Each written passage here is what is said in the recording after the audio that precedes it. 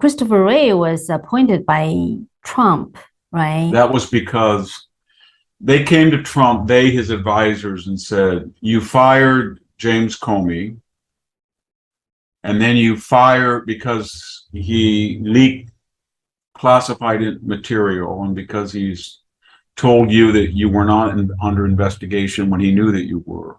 So he lied to you. So you fired him. But then he prompted the Mueller investigation. Now they're after you. And Mueller is another FBI, he's a director as well. And then you fired McCabe because he lied to a federal investigator. Okay. You have now offended all three of the most prominent FBI people there are, and that agency's out to get you. He shouldn't have done what he did. So some people said to Trump, do not appoint another FBI insider like McCabe or Comey. Get somebody completely outside to shake up.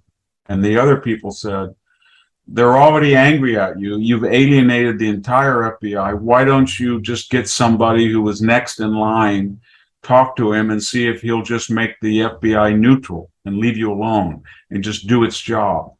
And he took that advice. That was bad advice. Bad advice, because the FBI's top Washington hierarchy despised him and wanted to help the left get rid of him. And he should have got a complete outsider. He should have taken the entire Washington hierarchy and forcibly retire them to the extent that he could do that, or have them transferred out of Washington. But he didn't do that. And he paid a terrible price. You know, in regards to what FBI has been doing, and some people in the left, they are cheering, right? But how do you think? They're very stupid because they've alienated. They haven't alienated, they've enraged half the country. So in November, there's an 80% chance they're going to lose the House. And there's a 60% chance they're going to lose the Senate. And I think they're going to lose the presidency in 2024. Because remember, Biden was a bad candidate, but he was put there to stay in the basement and act like he was a moderate, because none of the other candidates had a chance. Not Beto, Elizabeth Warren, Cory Booker, Kamala Harris, none of them. Buttigieg, they would have not made it. Okay, so when the Republicans take power in November and then formally in January, the left will be surprised because there's going to be a big debate. And the debate's going to go like this. The Republicans are going to say, are we Old Testament or New Testament? Do we pay them back in kind to teach them they can't do this? Or do we just forget about it and move on because we're not at their level? And I think at this point, they're so angry, they're going to say no. If we don't do to them what they do to us, they'll keep doing it. So we've got to, at least for a year, show them what they did. And so maybe when Joe Biden gives another inaccurate State of the Union, Kevin McCarthy gets on national TV and tears it up. And then maybe Kevin McCarthy says to Nancy Pelosi, I don't want any member of the squad, not one of them, on any committee. I'm taking them all off. And I don't like Eric Swalwell. He's a loudmouth. He's not going to be on any committee. That's never happened until Nancy Pelosi did that. So they do that. And then Kevin McCarthy says, I want this committee to investigate Hunter Biden's influence peddling. This committee to investigate the Biden family's finances. I want this committee to investigate the real story of what happened on May 31st, 2020, when they tried to storm the White House ground. I want this committee to investigate how Ashley Babbitt got shot and whether there was informant. 20 committees. And then he tells every one of them, I want you to know that every single one of them, when you issue a subpoena and these left-wing people say, no, I'm ordering the Attorney General to have him arrested, and I will be arrested publicly.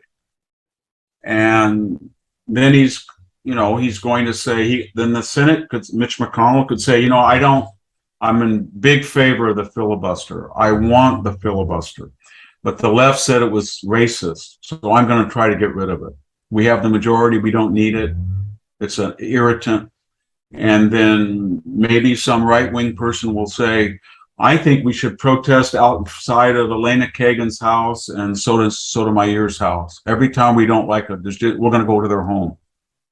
And the left says, well, that's illegal. And the attorney general says, I don't know whether it's illegal. You didn't do anything when they swarm people at restaurants and at home. So they can do a lot of stuff. It just depends on whether you think that will only destroy further what's left of America, or you think it's the only way to restore balance is for them to see what it's like. Maybe Mitch McConnell will have to go to the Supreme Court with a mob and say, Sotomayor, Kagan, you sowed the wind, you are going to reap the whirlwind, you won't know what hit you. That's what Chuck Schumer did. But if you act like the Democrats believe that they're so morally superior as leftists that they're entitled to use any means necessary, and nobody else can use those means.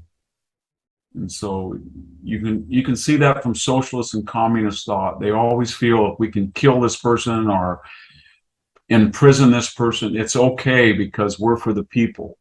But when they get it in kind or it boomerangs, then they get very angry. And maybe the next president will say to, Joe Biden, I don't think that we got the full story about all this. And my attorney general is going to go to your home with a big SWAT team, and they're going to go to every home you have and going to take all your records. They're going to go into your wife's private closet. They're going to look at her underwear. They're going to look at her dresses. They're going to look at everything to find something.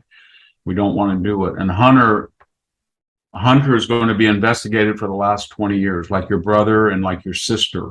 And we're going to go through every bank account. We're going to see if you pay taxes. You said you sent on a phone call $100,000 to Hunter. Did you pay GAF? You were required to pay $15,000 to the IRS. Did you? That's a felony if you didn't. And maybe Hillary Clinton, we have to go back and look at what she did with hiring a foreign agent to interfere with a campaign, which is illegal, with Christopher Steele. So they can do all of that if they want.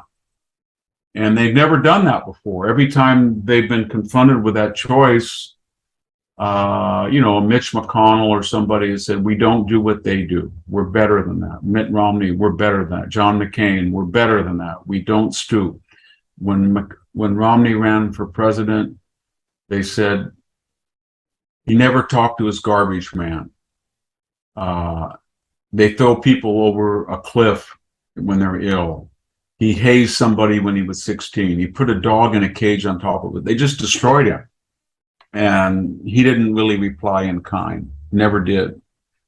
And when John McCain ran, they said, John McCain had an affair. John McCain has 11 homes. He doesn't even know where he is. He's senile. He didn't respond. And Donald Trump did. He fought back, and they didn't like that. So we'll see what they do. They can do a lot of stuff to make life very uncomfortable for the left and teach them a lesson. But I don't know how far people want them to go, because it would be pretty wild. The Republicans could say to the FBI, we don't trust you anymore. You're hopeless. We're going to break you up. You guys go over to the IRS, you go to the Pentagon, you go to Homeland Security, you go to Interior, you go to DEA or whatever. But we're not going to have an FBI anymore. They could easily do that. But, it just depends on whether they have the gumption to do that and whether it's a wise thing to do. But I don't know if you want a country where every time a president retires, armed people, with automatic weapons show up at their home, and they go through their wife's closet even, or they take control of the house kick everybody out of the house for 10 hours while they own it. And then they don't tell you what they're looking for, they don't give you the warrant, or they don't have the DOJ or the Attorney General or the FBI director say what they're doing. But that can easily happen if the Republicans get power. If that happens, you're in kind of a revolutionary state. It's kind of like 1860, 61 again. If you go back and read about American history right on the edge of the Civil War, that's pretty much what it was like. John Brown's raid, or certain individual states saying we're going to take over this federal armory, it doesn't belong to the federal government, or we're going, not to follow a Supreme Court order. All that stuff happened. It's happened before. I hope it doesn't happen again, but the left is in a revolutionary mood. It's not the Democratic Party of old. And what do you think is the best way to deal with this kind of revolutionary? I think it's a mixture of both. I think it's to have an agenda that's positive and go forward, but at the same time, to say traditionally the minority head of the opposition party is allowed to appoint its minority members on every committee. So if the committee is 15, they get 7 members and they pick them. The speaker does not pick them. Officially maybe, but not de facto. But that can't happen anymore because you violated the rules. For 1 year, you're not going to be able to pick anybody unless we approve it. So we do not want Ilhan Omar or AOC on any committee. They're too dangerous. And they can do that. And I think they could do it safely. They're going to do it for a year. And then they could say, we've been very worried that Antifa and BLM rioted and looted for a year with impunity. We're going to find out why and have an investigation. They can say BLM raised $100 million and it was a fraudulent organization. The leaders bought mansions and houses and never accounted for the money. We want to investigate them. And we want our Attorney General to bring charges if it's warranted. And they can do all of that. And I think that would be wise to do that. I don't know how much further they want to go, but I don't believe that you want senators threatening Supreme Court judges, or you want a bunch of conservatives showing up at the houses and breaking the law with impunity I think they can impeach. If they get the House, the first thing I would do would be to impeach Secretary of the Interior Mayorkas, because he didn't enforce the law. He knew he didn't. He opened the border. He knew that was illegal. He continued to do it. And then I would look at Merrick Garland and see exactly what he was doing with using the FBI to monitor school board meetings, or to try to stage a kidnapping in Michigan with informants, or how many informants were there on January 6th. And if he won't, then you can impeach him.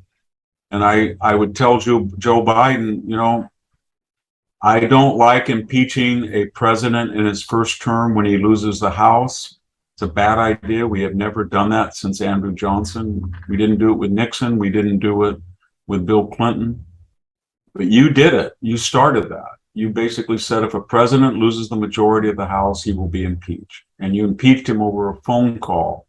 And you impeached him because he said the Biden family was corrupt and they were taking bribes. And that was true. They were. And then he still gave them offensive weapons. He only delayed, but you still impeached him. So we're going to impeach Joe Biden. And we're going to impeach him because he took an oath to faithfully execute the laws. And if you look at the border, he destroyed immigration law. He didn't follow it. He deliberately destroyed it. That's against the Constitution. So we're going to impeach him. Now, we may not be able to convict him, but we will impeach him just to send a signal.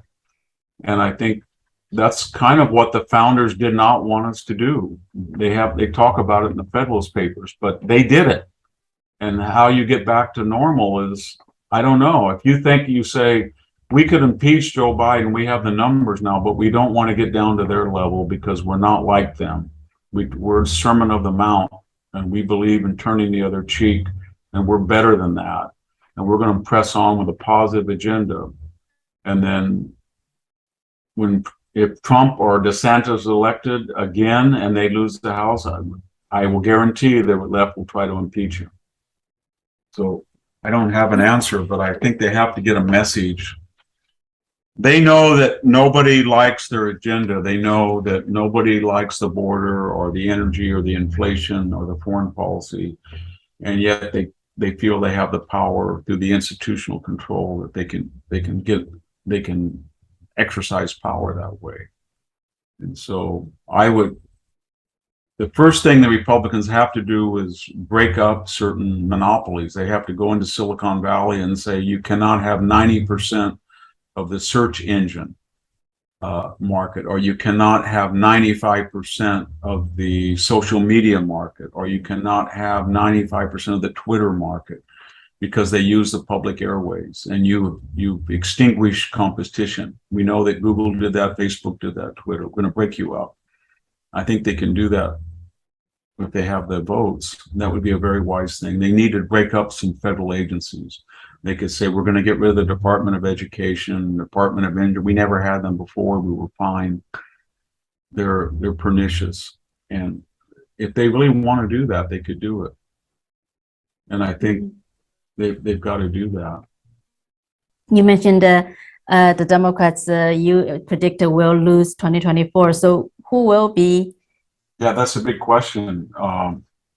The big beneficiary of the raid is Donald Trump, because people feel that for whatever he did, he didn't ever earn people to storm into his home and to ransack it as a next president. And this is after he suffered the Mueller investigation, the 2 impeachments, the only president to be impeached twice, the only one to be impeached as a private citizen, the only one to be impeached without a special counsel, all of that. They look at the January 6th committee and they say there's no Republican on that committee unless they voted to impeach Trump. And there's no cross-examination, there's no hostile witness, it's nothing. It's just a star chamber. So he's getting a lot of sympathy. And the question is that the Republicans have to ask themselves, I don't have the answer, is that everybody now is on board with the Trump agenda. And it's just a matter of, do you think Donald Trump is a better emissary than DeSantis? So if you're for DeSantis, you say, well, he fights, he takes on Disney, he takes on transgenders, he takes on the FBI, he does just what Trump. But you know what? Unlike Trump, he doesn't tweet stupid things. He's not silly. He went to Harvard Law School. He's a military veteran. He's an experienced governor. But he'll get the agenda. He fights just as much. Maybe Pompeo too. But the downside. Then the other people will say, yeah, you say that, but all these people are politicians. And one thing about Trump is that he will be like a torpedo against those people. He doesn't care anymore. He will just take on the whole. And that's the argument they're having now.